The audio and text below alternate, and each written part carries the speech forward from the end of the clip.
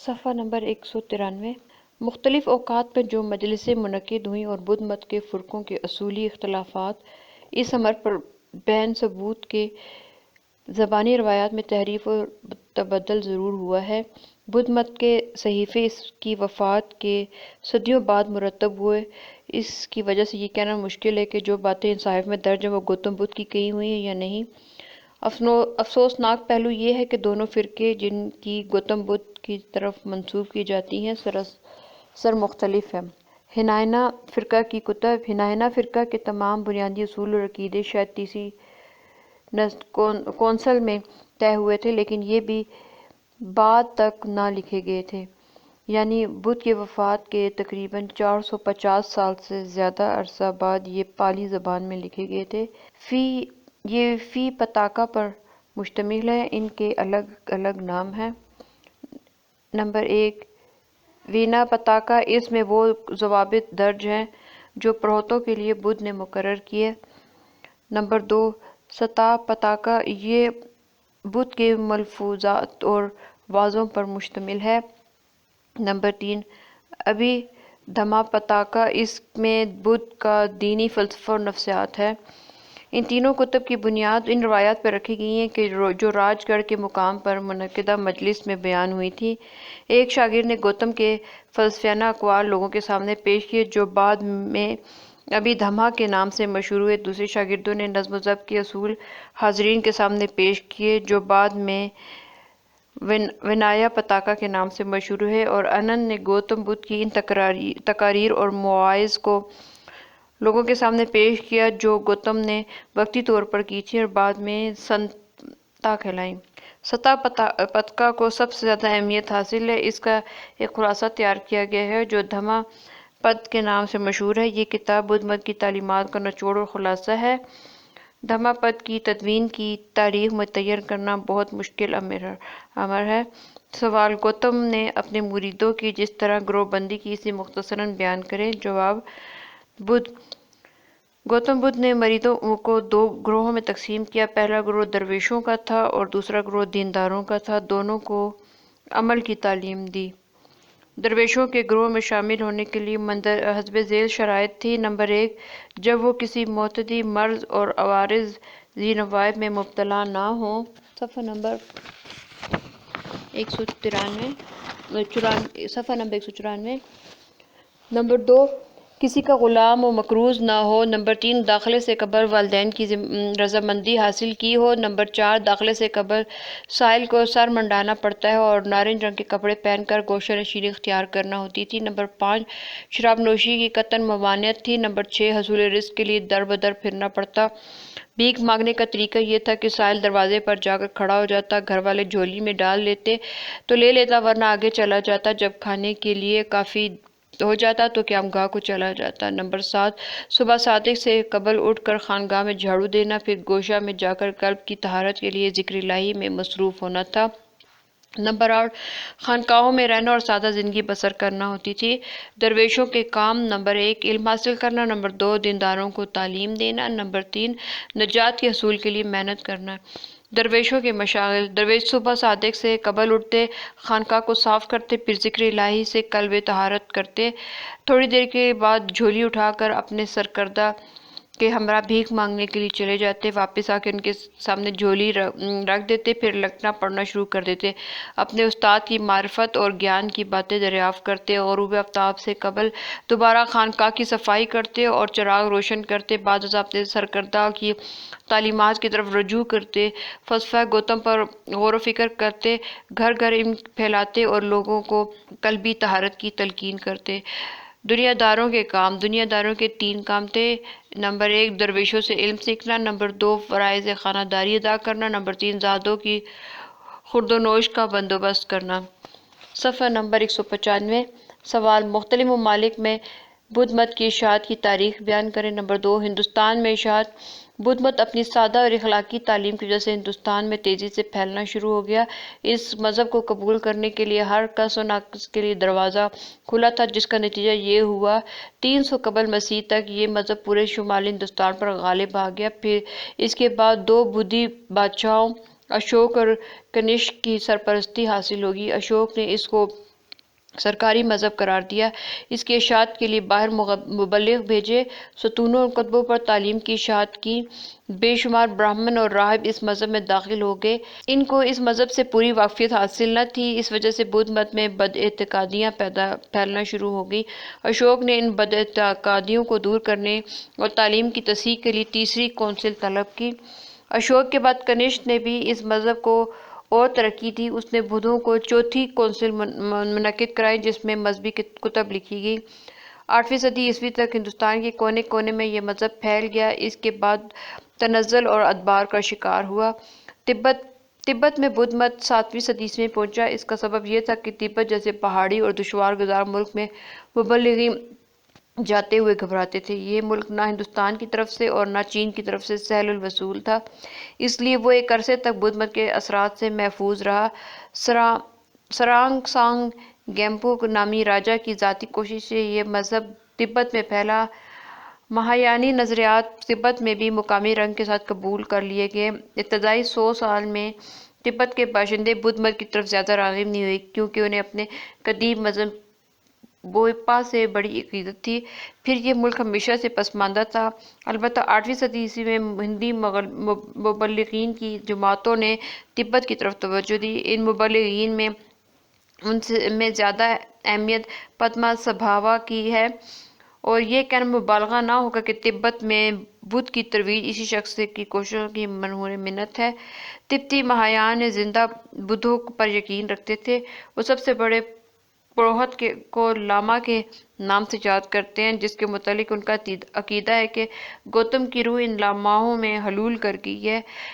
گوتم نے ان لاماؤں کے بھیس میں بار جنم لیتے ہیں۔ لاماؤں کی وجہ سے اس کی پوجا کی ہے اور ان کی ارواح خبیثہ کو دور کرنے پر قادر تصور کیا جاتا ہے۔ صفحہ نمبر 196۔ لوگ ان کو اپنے گھروں میں دعوت دیتے ہیں اور اپنے جادو منتر سے ان بد ارواح کو گھروں سے نکالنے کی کوشش کرتے ہیں۔ لاما کے عہدہ تک پہنچنے کے لیے کئی عہدوں سے گزرنا پڑتا ہے، بڑی محنت اور مشقت درکار ہوتی ہے۔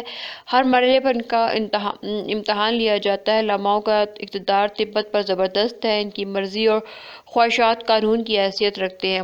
دوزخ کا قانون، امیٹھیا کی جنت میں پیدا ہونے کی تمنا، تناسخ پر عقیدہ، ارواح خبیثہ کا خوف، جادو ٹوٹکے اور تعویذوں پر اعتقاد بھی پر مبنی بدھ عوام کے عقائد کا مجموعہ ہے۔ ان عقائد کا نتیجہ لاماؤں کی غلامی کی صورت میں نمودار ہوا۔ بالخصوص ارواح خبیثہ اور ٹونے ٹوٹکے کے عقیدے نے تبتی عوام کو لاماؤں کے بغیر بے بسی محسوس کرنے پر مجبور کر دیا۔ چین کے لوگ بدھ مت سے ہنس خاندان کے بادشاہ موٹی کے عہد حکومت میں روشناس ہوئے۔ اس بادشاہ نے تاتاری حملوں کو پسپا کرنے کے لیے ایک فوج ترکستان کے سرحدی علاقوں میں بھیجی۔ یہ 123 کا واقعہ ہے۔ اس کا سپہ سالار ہوکوپنگ نامی ایک شخص تھا۔ یہ فوج ترکستان کے اندرونی علاقے میں گھس گئی۔ واپسی میں ایک سونے کی مورتی اپنے ساتھ لائی جس کے بارے میں ان کا خیال تھا یہ مورتی گوتم بدھ کی ہے۔ اس طرح بدھ مت کا قدم سب سے پہلے 2ویں صدی مسیح کے اواخر میں سرزمین چین تک پہنچا۔ نصف صدی گزرنے کے بعد یہی مورتی اس مذہب کی اشاعت کا ذریعہ بنی۔ اس زمانے کے بادشاہ منگئی نے خواب میں ایک سنہری چیز جو چمک میں سورج کی مانند ہے اڑ کر اس کے کمرے میں داخل ہو گئی۔ مصاحبین اور درباریوں نے اس کی تعبیر یہ بتلائی کہ بدھ جس کی ورتی سے وہ واقف ہو چکے تھے، اس کا مذہب سرزمین چین میں پھیلے گا۔ بادشاہ کو اس مذہب سے دلچسپی ہوگی۔ اس نے ایک مزید وفد معلومات حاصل کرنے کے لیے مغرب بعید بھیجا۔ یہ وفد اپنے ہمراہ 2 راہب اور بہت سے بدھی تبرکات لائے جن کے ذریعے یہاں اس مذہب کی اشاعت کا آغاز ہوا۔ چین میں بدھ مت نے بہت سست رفتاری سے ترقی کی۔ اس کی وجہ غالباً یہ تھی کہ اہل چین خود بھی اعلیٰ تہذیب و ثقافت کے مالک تھے، اس لیے غیر ملکی مذہب قبول کرنا انہوں نے اپنی توہین سمجھی۔ ان کے مذاہب کے عناصر اباء پرستی تھے۔ ظاہر ہے بدھ مت کی راہبانہ زندگی کو وہ کیوں کر نظر استحسان کی نظر دیکھ سکتے تھے، اس لیے وہ اس مذہب کی طرف مائل نہ ہوئے۔ ان سے بڑھ کر چینیوں نے بدھ مت قبول کرنے میں یہ دشواری تھی کہ مقدس کتابیں غیر ملکی زبان میں تھیں۔ صفحہ نمبر 197۔ اس لیے ان کی تعلیمات تک عوام کی خواص تک کو بھی رسائی نہ تھی۔ 5ویں صدی عیسوی میں کہیں جا کر ان کتابوں کا چینی زبان میں ترجمہ ہوا۔ بدھ مت کے ابتدائی زمانے میں ترقی نہ کرنے کا اہم سبب یہ تھا کہ چین کی تعلیم یافتہ طبقے نے اس کی شدید مخالفت کی، کیونکہ یہ طبقہ سحر و فنون، علم نجوم وغیرہ میں مہارت رکھتا تھا، جن کا تعلق چینی مذہب سے بہت گہرا تھا، لیکن بدھ مت کو ان سے دور کا بھی تعلق نہ تھا۔ اس طبقے نے بھانپ لیا کہ اس لیے مذہب کی کامیابی کی صورت میں ان کی علمیت اور مہارت کی کوئی وقت باقی نہیں رہے گی۔ ان اسباب کے باوجود، جن کے باعث بدھ مت کی ترقی کی رفتار بہت سست رہی تھی، ایک سبب ایسا تھا جس کی وجہ سے لوگ بدھ مت کی طرف قائل ہو گئے۔ چینی لوگوں کا عقیدہ تھا کہ مردے دنیا سے کوچ کرنے کے باوجود اپنے پسماندگان سے تعلقات قائم رکھتے ہیں، اس لیے وہ قدرتی طور پر عمر سے آگاہی کرنے کے لیے خواہاں تھے کہ مرنے کے بعد ان کے آباء و اجداد پر کیا بیتی۔ چینی مذاہب تاؤزم اور کنفیوشیزم دونوں اس سوال کا جواب دینے سے قاصر تھے۔ جب انہیں معلوم ہوا کہ ایک مذہب موت کے بعد کے حالات بتلاتا ہے تو نروان کو حاصل کرنے کے طریقوں کی وضاحت کرتا ہے، تو اس مذہب نے ان کے لیے ایک کشش پیدا ہوگی۔ چین میں بدھ مت کے عروج کا زمانہ ہانگ خاندان کی حکومت کے خاتمے سے شروع ہو کر ٹانگ خاندان کے قیام پر ختم ہو جاتا ہے۔ یہ 400 سالہ زمانہ جس میں اس مذہب نے قبولیت عام حاصل کی۔ چین میں اس کی شہرت کا سہرا بادشاہ ووٹی کے سر اس کی حیثیت چینی اشوک سی ہے۔ منگولی بادشاہ کبلائی خان نے اس مذہب کو اختیار کرکے اس کی مقبولیت میں خاصا اضافہ کیا۔ چینی بدھ مت اکثر کثرت پرستی کا شکار ہے، گوتم جسے وہ سکیا مونی کے نام سے یاد کرتے ہیں، ان کا سب سے بڑا دیوتا ہے۔ اس کے علاوہ وہ دیویوں کی پرستش نہیں کرتے۔ چینی راہب بالعموم ادنا خاندانوں سے تعلق رکھتے ہیں۔ ان کو بچپن ہی سے خانقاہوں میں داخل کر دیا جاتا ہے جہاں ان کو بدھ مت کی تعلیم دی جاتی ہے۔ یہ پیلے رنگ کے کپڑے پہنتے ہیں، ان کا سر کئی مہینے میں کئی بار منڈوایا جاتا ہے اور داغا بھی جاتا ہے۔ چین میں قدیم بدھ مت کے احیاء کے لیے کوششیں کی گئی۔ اس تحریک کا بانی لوہوی ننگ تھا۔ اس نے ایک فرقے کی بنیاد رکھی جو ووڈی کیان والا فرقہ کہلایا۔ یہ فرقہ 16ویں صدی عیسوی میں بہت طاقتور بن گیا۔ صفحہ نمبر 198۔ وہ گوتم پر عقیدہ رکھتے تھے، ان کی پرستش نہیں کرتے۔ گوتم کی مورتی رکھنے کے وہ شدید مخالف ہیں۔ پاکیزگی کے حصول کا ذریعہ ان کے نزدیک مراقبہ ہے۔ وہ گوشت کو قطعاً نہیں کھاتے، البتہ ان میں ایک دیوی کا عقیدہ پایا جاتا ہے جن کے متعلق ان کا خیال تھا وہ روحوں کی ماں ہے، دنیا کے خاتمے کے بعد یہ دیوی ان کو جنت میں لے جائے گی۔ اس طرح یہ فرقہ اگرچہ بدھ مت کے احیاء کا خواہاں ہے لیکن تاویلی اثرات سے خود کو محفوظ نہ رکھ سکا۔ جاپان۔ چین سے بدھ مت کوریا پہنچا، یہاں اسے شدید مخالفت کا سامنا نہیں کرنا پڑا۔ 150 سال بعد کوریا اس قابل ہو سکا کہ اپنے مبلغ جاپان بھیج سکے۔ ایک کوریائی وفد نے شاہ جاپون کو بدھ مت کی تعلیمات سکھائیں اور تحفے میں بہت سی متبرک چیزیں دیں۔ ابتدا میں شنٹو مذہب نے بدھ مت کی بہت مخالفت کی۔ ایک شہزادے شوٹو کوڈیشو کی حمایت سے بدھ مت جاپان میں پروان چڑھا۔ شنٹو مذہب کے ماننے والوں کو خاموش کرنے کے لیے ان کی خاص دیوتاؤں کو بدستوا کر مرتبہ دیا گیا۔ ایک عرصے تک جاپان مذہبی معاملات میں چین کا دست نگر رہا، لیکن بعد میں وہ خود کفیل ہو گیا۔ جاپان میں 1868 تک بدھ مت کی سرکاری مذہب کی حیثیت رکھتا تھا، لیکن شنٹو نے اس کے بعد یہ حیثیت چھین لی۔ تاہم بدھ مت کے ماننے والوں کے جوش و خروش میں نمایاں فرق پیدا ہونے نہیں پایا۔ مفاد عامہ کی نگہداشت اور سائنسی علوم کی عزت افزائی جاپانی بدھ مت کی اہم خصوصیات ہیں۔ جاپان میں نہایت شاندار خانقاہیں یا معابد ہیں جن میں 1000 قسم کی مورتیاں ہیں۔ ان معابد میں آنے کے لیے عوام کو شوق دلانے کے لیے سیر و تفریح کے سامان بھی فراہم کیے جاتے ہیں۔ جاپان میں زین بدھ مت رائج ہے۔ اس فرقے کا یہ عقیدہ ہے کہ مذہبی کتب کے ذریعے حق و صداقت تک رسائی حاصل نہیں کی جا سکتی، بلکہ انسان کے اندر ہی ایسی استعداد مضمر ہے جو حق اور صداقت کی طرف لے جاتی ہے۔ اس استعداد کو ابھارنے اور عمل میں لانے کے لیے یوگ اور سادہ زندگی ضروری ہے۔ یہ لوگ وجدان کو زیادہ اہمیت دیتے ہیں۔ اس فرقے کے عقائد اور اعمال میں بہت ہم آہنگی پائی جاتی ہے، اس وجہ سے لوگ اس فرقے کو اچھی نظر سے نہیں دیکھتے۔ نیپال۔ بدھ مت نیپال میں 2000 سال سے رائج ہے۔ بعض روایات میں یہ بھی کہا جاتا ہے کہ خود شاکیا منی وہاں گئے۔ نیپال بدھ مت کا قدیم گہوارہ ہونے کا ثبوت یہ ہے کہ نیپال کی قدیم خانقاہوں میں اس مذہب کی سب سے قدیم کتب ہوئی ہیں۔ نیپال کے بدھ مت میں 3 دیوتاؤں کی پرستش سکھائی گئی ہے۔ اول ادھی بدھ، یہ سب سے بڑا خدا ہے۔ 2 دھرم، جس سے مراد مادہ ہے۔ تیسرا سنگھ، جس سے مراد خارجی دنیا ہے۔ نیپال کے بدھ مت میں روح کے متعلق وہی عقیدہ ہے جو برہمی مذہب کا ہے، یعنی ارواح ادھی بدھ سے پیدا ہوتی ہیں اور لاتعداد مدارج تناسخ طے کرنے کے بعد وہ اسی ادھی بدھ میں شامل ہو جاتی ہے۔ ان تناسخوں کی تعداد اور اس کی نوعیت کا دار و مدار انسان کے افعال پر ہے۔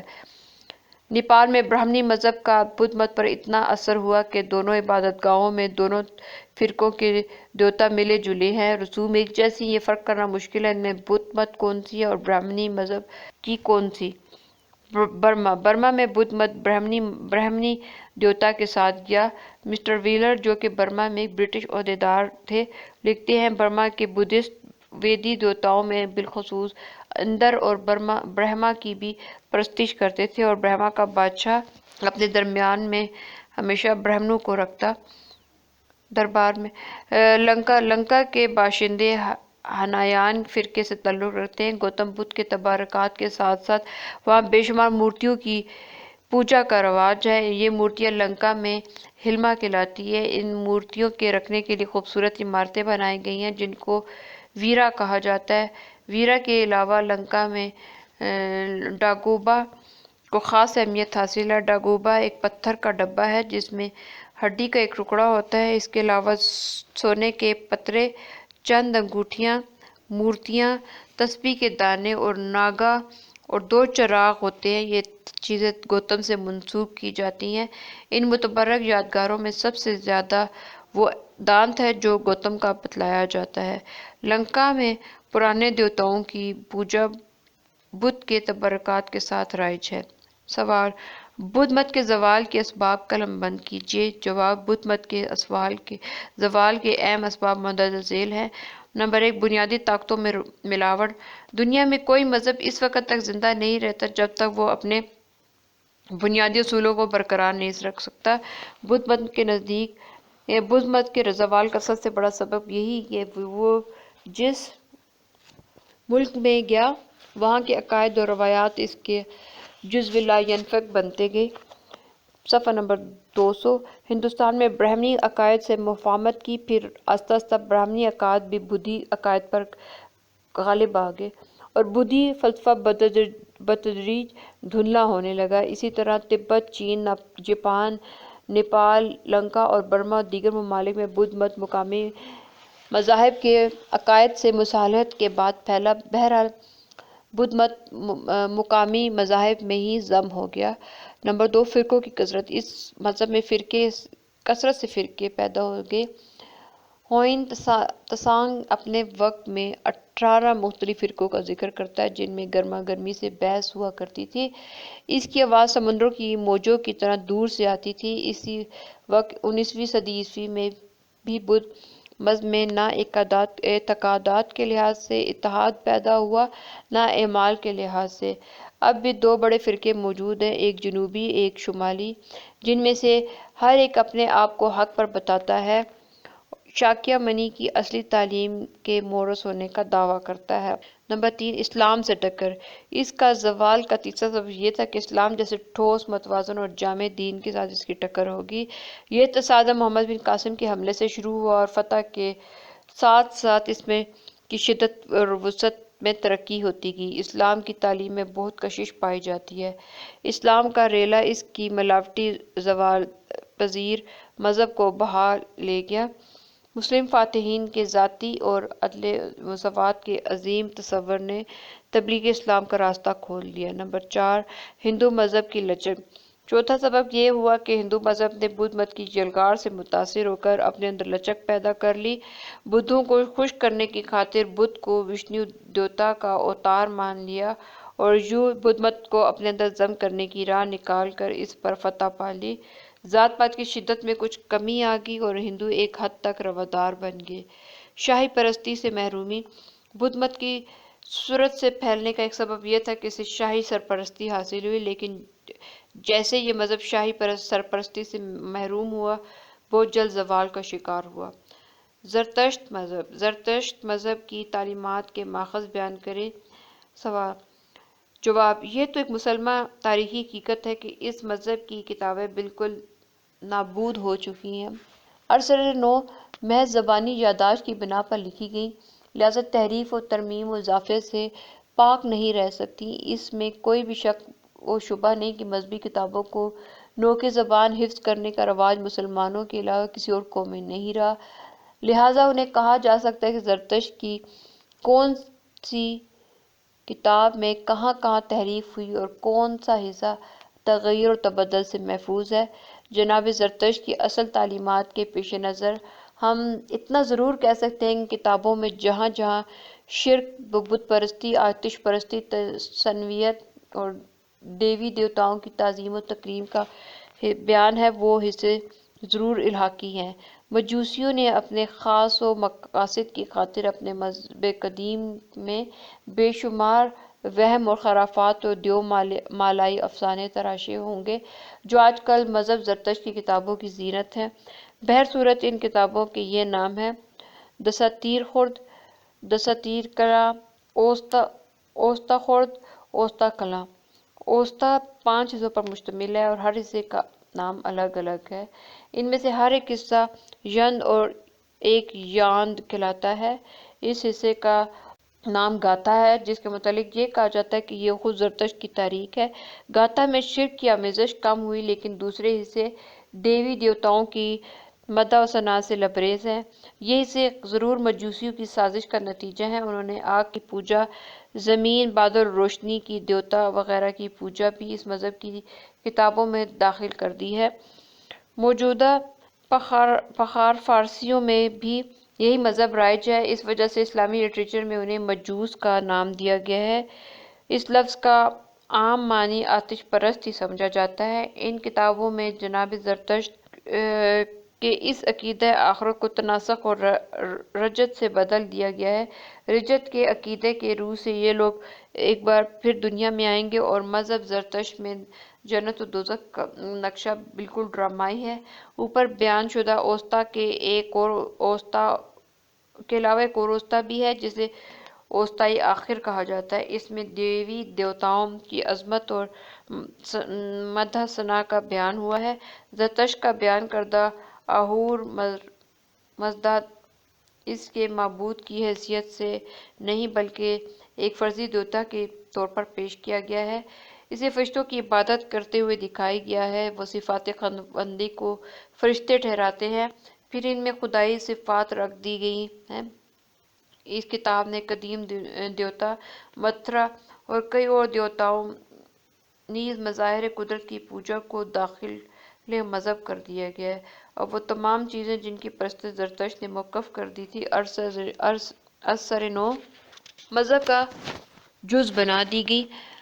جادو، منتر، ٹونے ٹوٹکے پھر مذہب کا حصہ قرار پائے۔ صفحہ نمبر 202۔ جس طرح مہاتما بدھ کے بعد خود اسی کو معبد بنا لیا گیا، اسی طرح زرتشت کو بھی پجاریوں کا سردار اور نہاد جندہ تصور کیا جانے لگا۔ سوال: زرتشت سے پہلے ایران کی مذہبی حالت پر روشنی ڈالیں۔ جواب: زرتشت سے پہلے ایران کا مذہب ویدک دھرم سے مشابہ تھا۔ ابتدا میں لوگ مظاہر فطرت کی پرستش کرتے تھے، مثلاً سورج، چاند، زمین، ہوا، پانی اور آگ کی پوجا کی جاتی تھی۔ بعض لوگ مخصوص درختوں کو پوجتے تھے۔ خاندان اور قبائل اور بزرگوں کی پرستش کا بھی رواج تھا۔ آبا کی مورتیاں بنا کر ان کے سامنے بھجن گاتے تھے۔ آبا پرستی کے نتیجے میں پروتی نظام قائم ہوا۔ انہوں نے رسوم، قربانیوں اور سحر و فسوق کو رواج دیا۔ پھر دیوتاؤں کی پرستش ہونے لگی۔ قبائلی اور خاندانی دیوتاؤں کے علاوہ عوام کے بے شمار مشترکہ دیوتا سامنے آئے، جن میں سب سے زیادہ مشہور اور دل عزیز دیوتا کا نام مشرا تھا، جو ہندوستان میں مترا کے نام سے پوجا جاتا ہے۔ ان کا عقیدہ تھا کہ اگر اس دیوتا کی چشم عنایت کسی پر پڑ جائے تو دشمن اس کا کچھ بگاڑ نہیں سکتا۔ جنگی مہم پر جانے سے پہلے اس دیوتا کے سامنے فتح و نصرت کے لیے دعائیں کی جاتی ہیں۔ مترا کے علاوہ ایک اور دیوتا اندر کی بھی پوجا کی جاتی تھی۔ زرتشت سے پہلے ایران میں مجوسی خاندان رائج ہو چکا تھا۔ مجوسی مذہب کا مرکز میڈیا تھا، جو وسط ایشیا کی تورانی علاقے میں واقع ہے۔ جب میڈیا پر ایرانیوں کا قبضہ ہوا تو مجوسیوں نے برہمنوں کی سی مذہبی سیادت حاصل کر لی۔ مجوسیوں نے ایران کے مذہبی نظریات پر گہرا اثر ڈالا، پھر عوام کو اپنے رنگ میں رنگ لیا۔ مجوسی اپنے مردوں کی نعشوں کو کتوں اور پرندوں کے سامنے ڈال دیتے ہیں۔ ان کے ہاں حقیقی رشتوں میں شادی بیاہ کرنا جائز تھا۔ مجوسی خوابوں کی تعبیر اور ستارہ شناسی میں ماہر مانے جاتے تھے۔ مجوسی تصورات کی روح سے کائنات شطرنج کی طرح ایک بساط ہے، جس میں بادشاہ ظلمت و نور کی طاقت سے ہر چال میں کا جواب دیتا ہے۔ نیکی کے ہر مہرے کے بالمقابل بدی کا بھی ایک مہرہ موجود ہے۔ مجوسی مذہب میں شدید قسم کی صنوعیت پائی جاتی ہے۔ ان کے نزدیک نیکی کا خدا یزدان اور بدی کا خدا اہرمن تھا، اور وہ دونوں خداؤں کو قربانیاں دیتے تھے۔ سوال: زرتشت کے حالات زندگی بیان کریں۔ جواب: زرتشت کے حالات زندگی: زرتشت، جسے زردشت یا زرد تشر کے نام سے بھی یاد کیا جاتا ہے، ایران کے ایک قدیم پیغمبر تسلیم کیے جاتے ہیں۔ ان کے عہد سے متعلق اختلافات پایا جاتا ہے۔ اس سلسلے میں 6000 کاف میم تک تا 600 کاف میم مختلف روایات ملتی ہیں۔ جدید تحقیقات کے مطابق ان کا دور حیات 220 660 کاف میم سے 583 کاف میم ہے۔ زرتشت میڈیا یا باختریا کے علاقے میں پیدا ہوئے۔ بعضوں نے کہا کہ وہ شہر ریپ میں پیدا ہوئے۔ ان کے والد کا نام پورا شاسپ تھا۔ بعضوں نے کہا ان کے والد مجوسی تھے۔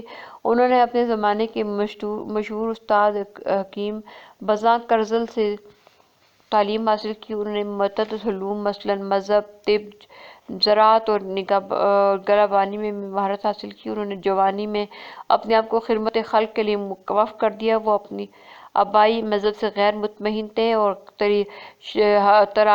تلاش حقیقت میں غور و فکر کرتے رہتے تھے۔ وہ اکثر انسانی حیات کے بارے میں سوچتے تھے کہ یہ کیا مصائب ہیں اور کہاں سے آتے ہیں۔ اسی غور و فکر کا نتیجہ تھا کہ 20 سال کی عمر میں گھر پر چھوڑ کر درخت کے دامن میں گوشہ نشین ہو گئے اور مدت تک غور و فکر میں غلطہ رہے۔ کہتے ہیں جب طویل غور و فکر کے بعد انہیں اپنے مسئلے کا حل نہ ملا تو وہ واپس لوٹنے لگی۔ اس وقت سورج غروب ہو رہا تھا۔ غروب آفتاب کے منظر کو دیکھ کر وہ اچھل پڑے، گویا ان کا مسئلہ حل ہو گیا۔ وہ اس نتیجے پر پہنچے کہ جس طرح دنیا کا نظام روشنی اور تاریکی منقسم ہے، اسی طرح ایک دوسرے سے نبر آزما ہیں، اسی طرح کائنات کا کاروبار خیر و شر پر مشتمل ہے اور یہ عالم ان دونوں کے رحم و کرم پر ہے۔ انہوں نے سوچا کہ کائنات کا مالک ایک نہیں بلکہ دو ہے، خدائے خیر اور خدائے شر۔ بعد میں زرتشتیوں نے خدائے خیر کو یزدا اور خدائے شر کو اہرمن کا نام دیا۔ بعضوں کا خیال ہے کہ زرتشت کو 30 سال کی عمر میں معراج آسمانی نصیب ہوا اور انہوں نے براہ راست اہورام سے وہ الفاظ حاصل کیے جو ان کی تعلیمات اور گاتھا کی بنیاد ہے۔ بعضوں نے کہا کہ اس پر وحی بھی نازل ہوتی رہی۔ بعضوں کا خیال ہے کہ زرتشت کا مذہب توحید پر مبنی تھا اور اس میں تنوعیت کا وجود نہیں تھا۔ بہرحال زرتشت نے اپنے مذہب کی تبلیغ شروع کر دی۔ 10 سال کی مدت میں صرف اس کا چچیرا بھائی اس کا خیال بن سکا۔ اس نے گشتاشپ سے رجوع کیا اور اس کے درباری علماء سے مناظرہ کر کے مروجہ عقائد کا بطلان ثابت کیا۔ گشتاشپ نے زرتشت کی تعلیم کو قبول کر لیا تو اس نے اس مذہب کو سرکاری سرپرستی حاصل ہوگی۔ بادشاہ نے اس مذہب کی اشاعت کے لیے دور دراز ممالک میں مبلغین بھیجے۔ ایک وزیر نے زرتشت کو اپنی بیٹی کا رشتہ دیا۔ زرتشت کی تبلیغی سرگرمیوں کے نتیجے میں ترکی اور ایران میں جنگ چھڑ گئی۔ صفحہ نمبر 204۔ زرتشت بھی میدان جنگ میں شریک تھے۔ ایک تورانی سپاہی نے زرتشت کی پیٹھ میں خنجر مارا جس سے وہ شہید ہو گئے۔ سوال: زرتشت کے عقائد اور تعلیمات پر روشنی ڈالیے۔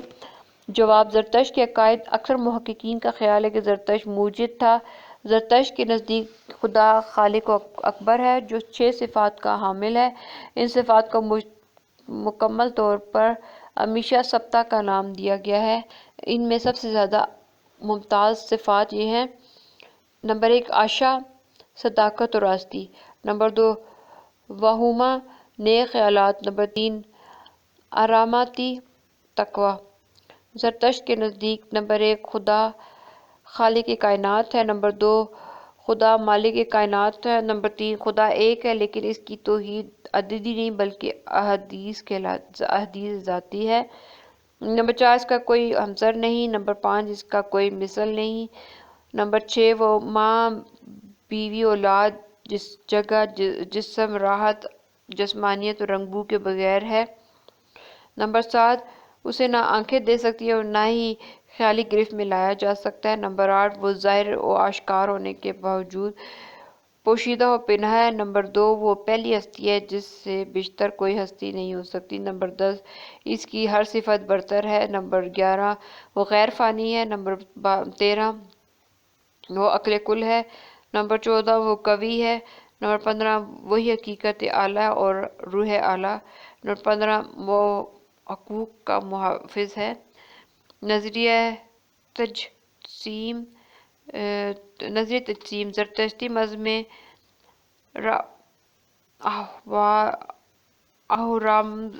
اہورامزدا کی چند خصوصیات کو پیش کیا گیا ہے جنہیں امیشا سبتا کے نام سے موسوم کیا گیا ہے۔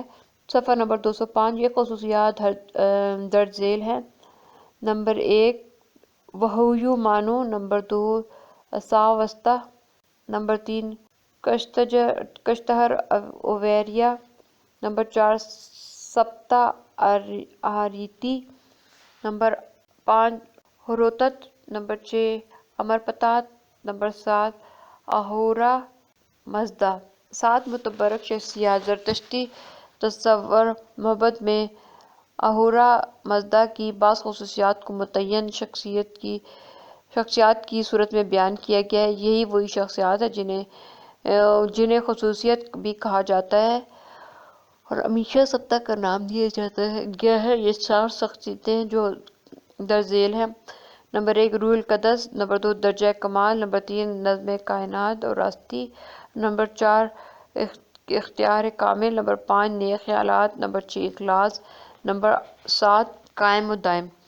بعض علماء کا خیال ہے کہ یہ 7 شخصیتیں اور درمیانی کے واسطے کے طور پر کام کرتی ہیں۔ انہیں اسلام کے عقیدہ ملائکہ سے بھی تشبیہ دی جا سکتی ہے۔ ملائکہ: زرتشت ملائکہ پر ایمان رکھتا ہے جس کا کہنا ہے کہ ملائکہ بھی بے شمار ہیں اور ملائکہ کلام الہی پیغمبر کے دل پر نازل کرتے ہیں۔ خبیث اور دوزخ: زرتشت حیات بعد الموت اور خبیث و دوزخ کا قائل تھا۔ اس کا کہنا ہے کہ جب نیک انسان جسم چھوڑتا ہے تو جنت میں داخل ہو جاتا ہے۔ خدا بہشتوں کے لیے جو سمجھ اختیار کرے وہی نہ تو ریزہ ہوگا اور نہ بوسیدہ، نہ جسم تھکے گا نہ اس کی غلاظت پیدا ہوگی۔ زرتشت کا عقیدہ ہے کہ گناہ گار مرنے کے بعد دوزخ میں جائیں گے، ان کی برائیاں انہیں آگ کی صورت میں جلائیں گی، انہیں سام، بچھو اور دوسرے زہریلے جانور عذاب دیں گے۔ رسولوں کے متعلق عقیدہ: زرتشت کا عقیدہ ہے کہ خدا کو مخلوق کی بہتری کے لیے پیغمبر مبعوث کرتا ہے اور پیغمبروں کی ضرورت اس لیے ہے کہ لوگ کاروباری زندگی میں ایک دوسرے کے محتاج ہیں۔ انہیں ایسے شرائع کی ضرورت ہے جنہیں سب لوگ مان لیں تاکہ دنیا سے ظلم و ستم اور فریب وغیرہ کا خاتمہ ہو جائے اور نظام عالم درست ہو جائے۔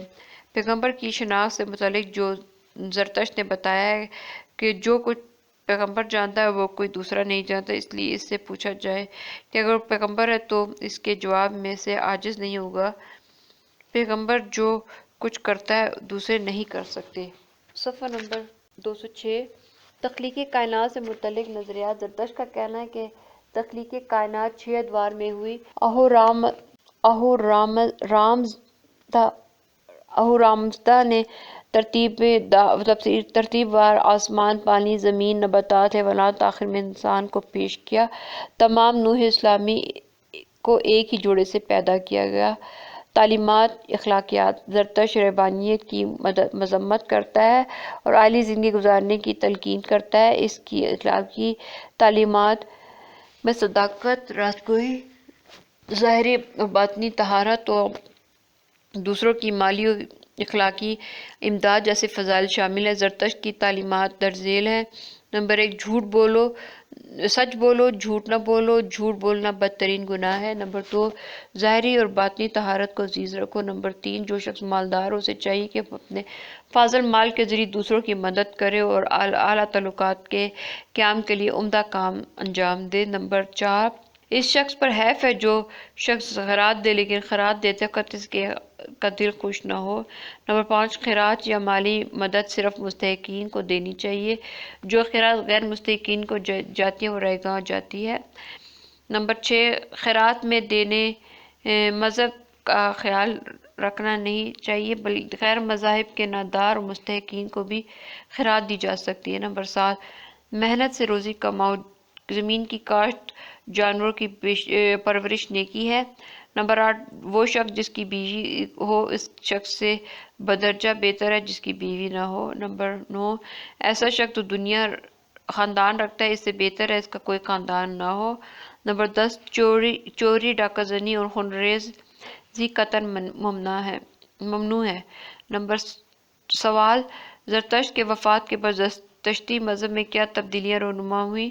جواب زرتشت کے بعد زرتشتی مذہب زرتشت سے پہلے مجوسی مذہب رائج تھا جو زرتشتی مذہب کی مقبولیت سے وقتی طور پر دب گیا، لیکن زرتشت کی وفات کے بعد اس کا مذہب مجوسیوں کے ہاتھ آ گیا اور مجوسیوں کی قیادت میں زرتشتی مذہب کے اندر جدید طرز پرستش اور قدیم دیوتا پھر داخل ہو گئے۔ مثلاً متھرا، نشتریہ، فراوشی اور اہنتا کی عبادت پھر سے جاری ہو گئی، البتہ ان میں سے اکثر دیوتاؤں کو فرشتوں کا مرتبہ دے دیا گیا۔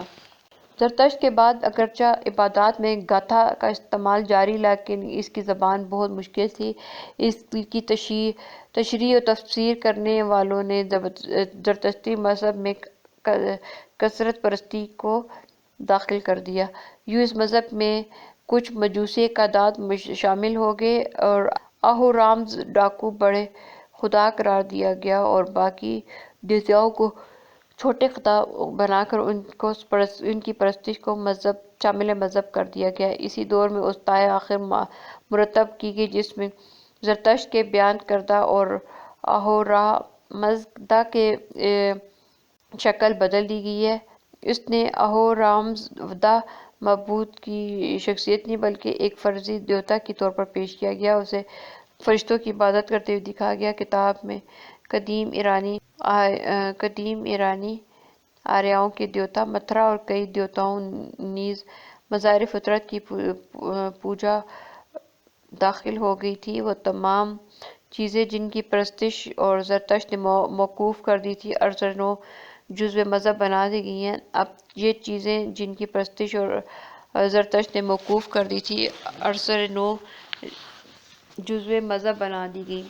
اب پرستش کے نئے طریقے ایجاد ہونے لگے۔ اب یہ عقیدہ پیدا ہو گیا کہ زندگی کے بعض شعبے روحانی ہستیوں کی ملکیت ہیں، ان میں خدائے اعلیٰ کی مدد کی ضرورت نہیں اور زندگی کے کام انجام دینے کے لیے خدائے اعلیٰ تک رسائی ضروری نہیں بلکہ یہ کام خدائے اعلیٰ سے چھوٹی طاقتوں پر نکالے گئے ہیں۔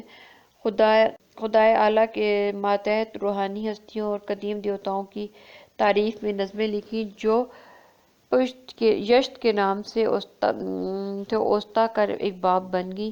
مجوسیوں نے زرتشت کے اس عقیدے کو بالکل بگاڑ دیا کہ آنے والی زندگی ایک خالص روحانی زندگی ہوگی۔ مجوسی خود کو ماہر علم نجوم ظاہر کرتے تھے اور خوابوں کی تعبیر کرنے والوں کے نام سے مشہور تھے۔ انہوں نے زرتشت کو بھی ایک ساحر اور کاہن کے روپ میں پیش کیا، اور زرتشت جادو اور نجوم کا معتقد نہیں تھا۔ اب اس کے مذہب میں جادو، منتر اور ستارہ شناسی کو داخل کر دیا گیا۔ زرتشت نے ظاہری عبادات کو بہت کم اہمیت دی، لیکن مجوسیوں نے اس کی تلافی کر دی۔ زرتشت کے بعد اس کے پیروؤں نے اس کی تعلیمات سے یہ نتیجہ نکالا خیر کو شر پر فتح ہوگی، چنانچہ شر اور شیطان سے مقابلہ کرنے کے لیے انہیں مینڈوں کی قربانی کی رسم ایجاد کی۔ اب زرتشتی کائنات دو حصوں میں تقسیم ہو گئی، جن میں سے ایک کا حکمران اہورامزدا ہے اور دوسرا خالق شر تصور کیا جاتا ہے۔ اہورامزدا کی ہر مخلوق اور ہر فرشتے کو بالمقابل ایک شیطانی مخلوق کا تصور گھڑ لیا گیا۔ اوسطائے آخر میں جن گناہوں کو اہمیت دی گئی وہ یہ ہیں: کسی شخص پر ناجائز طور پر حملہ کرنا، اس کا تاوان ادا نہ کرنا، نمبر 2 قتل نفس اور اس کا ارتکاب دوبارہ کیا جائے، نمبر 3 کسی ایسے گھر میں آگ لے جانا جس میں موت واقع ہوئی ہو اور اس کے وقوع کو 1 ماہ سے زیادہ عرصہ نہ ہوا ہو، نمبر 4 نعش کو پرندوں کے حوالے کرنے سے پہلے اس کو اچھی طرح باندھنا، نمبر 5 کسی گڈریے کے کتوں کو غذا دینا۔ نمبر مذیل باتوں کا زرتشت کی تعلیم میں کوئی وجود نہیں تھا۔ گاتھا میں زرتشت کے اس پختہ عقیدہ کا ثبوت ملتا ہے جس کی تجدید پر وہ خدا کی طرف مامور تھا، جس کی تکمیل اس کے عین حیات ہوگی، اور وہ خود اور اس کے پیرو اور اعوان و انصار اس تجدید کے حصول میں شریک ہوں گے۔ اسی لیے یہی لوگ نجات دہندہ ہوں گے جن کے ذریعے دنیا کو شر سے نجات ملے گی۔ لیکن زرتشت اور اس کے معاونین کی وفات کے بعد یہ عقیدہ پیدا ہو گیا کہ نجات اور دہندہ کا ظہور مستقبل میں ہوگا۔ زرتشت کی وفات کے بعد یہ تصور بھی پیدا ہو گیا کہ زرتشت تمام پجاریوں کا سردار ہے اور ان تمام رسومات کا موجد ہے جن کی بنیاد دراصل مجوس نے رکھی۔ سوال: دور حاضر کے زرتشت ازم پر نوٹ لکھیں۔ جواب: دور حاضر کی زرتشتی مجوسیت کی آمیزش سے ایران میں مروج رہا۔ جب اسلام کے ساتھ اس کا تصادم ہوا تو یہ ایران سے ہمیشہ کے لیے رخصت ہو گیا۔ ان کے پیرو آج کل ہندوستان، پاکستان کے ساحلی علاقوں میں پائے جاتے ہیں اور ایران میں ان کی تعداد کا اندازہ 15,000 اور ہندو پاکستان میں تقریباً 12,000 ہے۔ اسلامی فتوحات کے 100 برس بعد زرتشتی ساحل ہند کی طرف منتقل ہو گئے، بمبئی اور کاٹھیا واڑ کے علاقوں میں اپنی اپنی بستیاں آباد کر لی۔ یہ لوگ پارسی کہلانے لگے۔ جو ایران میں رہ گئے وہ خود کو زرتشتی ہی کہلاتے تھے، وہاں یہ گبر بھی کہلاتے ہیں۔ یہ لوگ آگ کی پوجا کرتے ہیں، اس لیے انہیں آتش پرست کہا جاتا ہے۔ ان کے اپنے معبد اور آتش کدے ہیں۔ مذہبی رسوم کی رہنمائی کرنے والوں کے 3 درجے ہیں: نمبر 1 دستور علمائے مذہب، نمبر 2 معبود رسوم کی رہنمائی کرنے والے، نمبر 3 ہربد شبد سے نچلے درجے کے مذہبی رسوم کی رہنمائی کرنے والے۔ پارسی آگ کو خدا کا نور اور زندگی کا منبع تصور کرتے تھے اور اپنے آتش کدوں میں آگ بجھنے نہیں دیتے۔ صفحہ نمبر 209۔ اکثر پارسی صندل کی آگ جلا کر اس کے سامنے عبادت کرتے تھے۔ پارسی اپنے مردوں کو ایک بلند جگہ پر رکھ دیتے جسے دخمہ کہتے ہیں۔ لاش کو گدھے اور دوسرے پرندے کھا لیتے۔ لاش کے ساتھ پروہت کتے کو بھی لاتا۔ ان کا عقیدہ تھا کہ اس کی وجہ سے ہوائی چیزیں کتے کے ڈر سے لاش کو خراب نہیں کرتی۔ اس رسم کو سگ دیت کہتے ہیں۔ یاد رہے کہ پارسیوں کا عقیدہ ہے کہ آگ، پانی، مٹی تینوں مقدس ہیں، اس لیے وہ اگر مردہ دفن میں کیا جائے تو مٹی کی بے حرمتی ہوگی، اسے جلایا جائے تو آگ کی بے حرمتی ہوگی، اور اگر پانی میں بہا دیا جائے تو پانی کی بے حرمتی ہوگی۔ اسی عقیدہ کے پیش نظر مردوں کو زمین سے بلند جگہ میں رکھ دیتے ہیں جہاں سے انہیں پرندے کھا لیتے ہیں۔ مردوں کو پارسیوں کا ایک اہم تہوار نوروز ہے۔ نوروز کے بارے میں عقیدت کے خوبصورت سنہری مچھلی آئینے پر رکھے ہوئے چند رنگین انڈے اپنی حرکات سے نئے سال کی آمد کی اطلاع کرتے ہیں۔ چنانچہ سنہری مچھلی اپنا رخ تبدیل کر لیتی ہے اور رنگین انڈے جن پر پینٹنگ کی جاتی ہے جگہ چھوڑ دیتے ہیں۔ یہ دیکھنے کے لیے پارسی حضرات ایک مخصوص میز کے ارد کھڑے ہو جاتے ہیں، انتہائی عقیدت کے ساتھ اس عمل کا انتظار کرتے ہیں۔ اس عمل کے وقت مقدس دستاویز میز پر رکھی ہوتی ہے۔ اس میز کو ہفت سین کہتے ہیں، جس پر سین کے حروف سے شروع ہونے والی 7 چیزیں، سبزیاں، پھل اور کھانے کی چیزیں رکھی جاتی ہیں۔ پارسی نوروز کا جشن بڑے اہتمام سے مناتے ہیں۔ پارسیوں میں جب بچہ 7 برس کا ہو جاتا ہے اسے باقاعدہ پارسی بنانے کے لیے ایک رسم منائی جاتی ہے جسے نوجود کہتے ہیں۔ اس رسم کے انعقاد سے قبل بچے کو جسمانی غسل دیا جاتا ہے، پھر اسے سدرہ اور کشتی پہنائے جاتے ہیں، جس کا مقصد بچے کو خدائے برتر کی عبادت کا اہل اور ذمہ دار بتانا ہوگا۔ یہ دونوں چیزیں پارسی مذہب کی علامت ہے جو عمر بھر پہننا پڑتی ہے۔ سدرہ خالص سفید روئی سے تیار کیا جاتا ہے۔ سدرہ کا لفظی مطلب بخشش کا صحیح راستہ یا روح کی نجات ہے۔ سدرہ ایک قسم کا پیرہن ہوتا ہے۔ کشتی سفید بھیڑ کے بچے کی اون سے تیار کی جاتی ہے۔ یہ شرافت اور معصومیت کی علامت ہے اور کمر کے گرد باندھی جاتی ہے۔ پارسیوں کے ایک تہوار کا نام گھمبار ہے جو سال میں ایک سال کے دوران 6 مختلف مہینوں اور تاریخوں پر منایا جاتا ہے۔